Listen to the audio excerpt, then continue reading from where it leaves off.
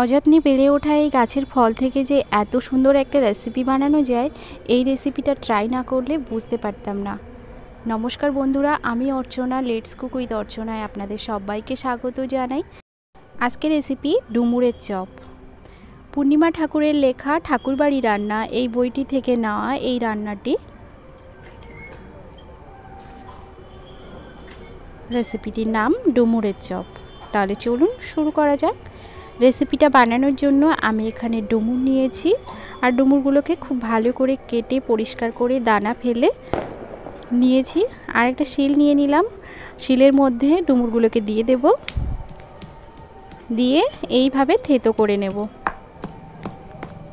একেবারে মিহি বাটা করে নিতে হবে না, এটা হালকা থেতো করে নিলেই হবে।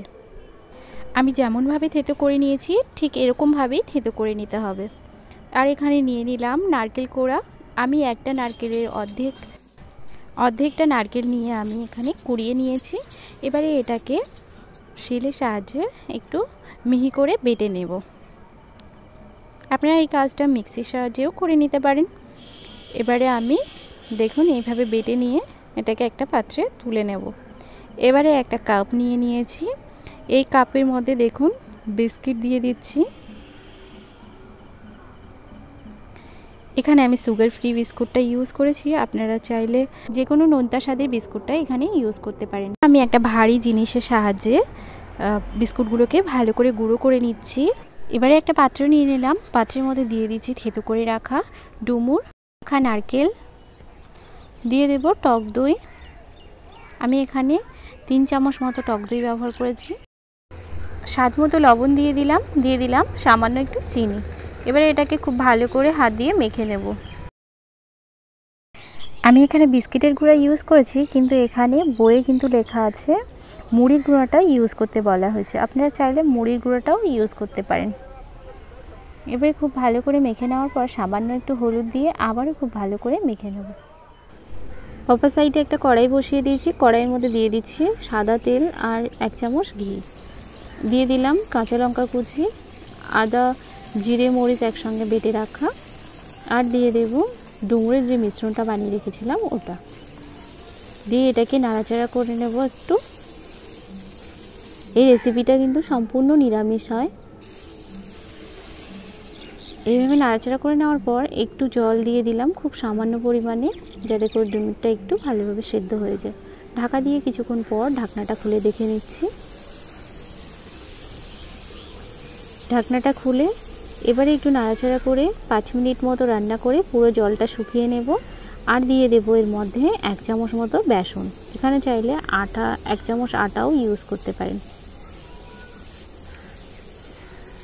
এইভাবে দেখুন খুব ভালো করে জল শুকিয়ে নেব।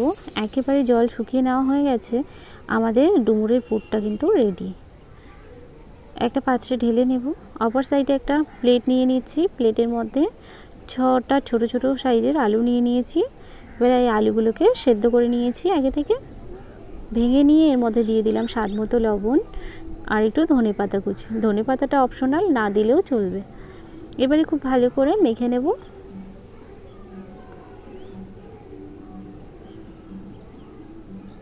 খুব ভালো করে মেখে নেওয়া হয়ে গেলে আলু এখান দিয়ে একটু দেখুন এরকম বল মতো করে নেব, হাতের সাহায্যে একটু গোল করে নিয়ে তারপরে একটু এরকম চাপ দিয়ে এরকম শেপ করে নেব। একটু দেখে নিলে বুঝতে পারবেন। এবারে এর মধ্যে দিয়ে দিচ্ছি বানিয়ে রাখা পুর। ডুমুরের পুরটা দিয়ে আবার একটু উপর থেকে আলু দিয়ে খুব ভালো করে দেখুন ঢেকে দেব। এইভাবে ডুমুরের পুরটা ঢাকা দেব। এইভাবে দেখুন আমি সবগুলো বানিয়ে নিচ্ছি। এখানে দেখুন আমার সবগুলো চপ করে নেওয়া হয়ে গেছে। অপর সাইডে একটা বাটি নিয়ে নিলাম, বাটির মধ্যে দিয়ে দিচ্ছি 1.5 বাটি মতো বেসন, দিয়ে দেব স্বাদ মতো লবণ, রঙের জন্য একটু হলুদ গুঁড়ো, একটু জল দিয়ে একটা ঘন ব্যাটার বানিয়ে নেব। দেখুন এইভাবে অল্প অল্প করে জল দিয়ে একটা ঘন ব্যাটার বানিয়ে নেব।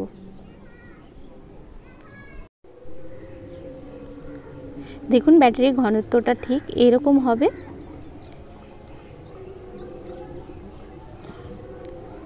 এবারে যে বিস্কুটের গুঁড়োটা বানিয়ে রেখেছিলাম ওটা একটা প্লেটে ঢেলে নিলাম। এবারে দেখুন একটা করে গড়িয়ে রাখা চপ দিয়ে বেসনের মধ্যে ডুবিয়ে এবারে এটাকে বিস্কুটের মধ্যে দিয়ে দেবো। বিস্কুটের গুঁড়োর মধ্যে দিয়ে খুব ভালো করে এপিট ওপিট খুব ভালো করে বিস্কুটের গুঁড়া লাগিয়ে নেব।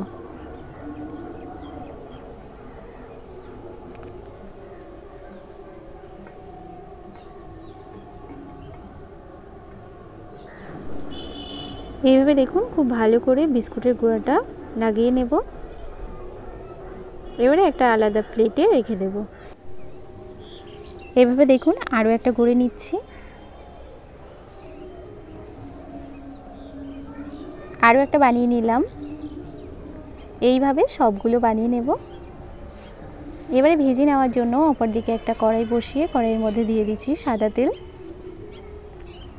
এবারে একে একে চপগুলোকে দিয়ে দেব।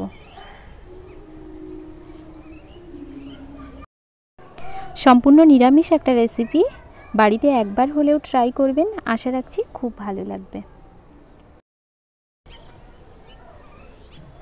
এক পিঠ ভাজা হয়ে গেলে অপর পিঠ উল্টে দেব।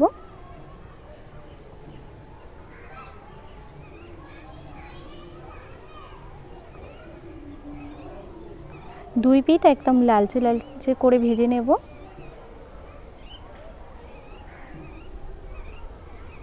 দেখুন আমাদের ভেজে নেওয়া হয়ে গেছে, একটা প্লেটে পরিবেশন করে দেখালাম। আজকের রেসিপিটা কেমন লাগলো জানাতে ভুলবেন না। ভালো লাগলে লাইক কমেন্ট শেয়ারের অনুরোধ রইল। তাহলে আজকের রেসিপিটা এই পর্যন্তই থাকছে, আবার অন্য কোনো রেসিপি নিয়ে দেখা হবে। ততক্ষণ ভালো খান, সুস্থ থাকুন, টাটা।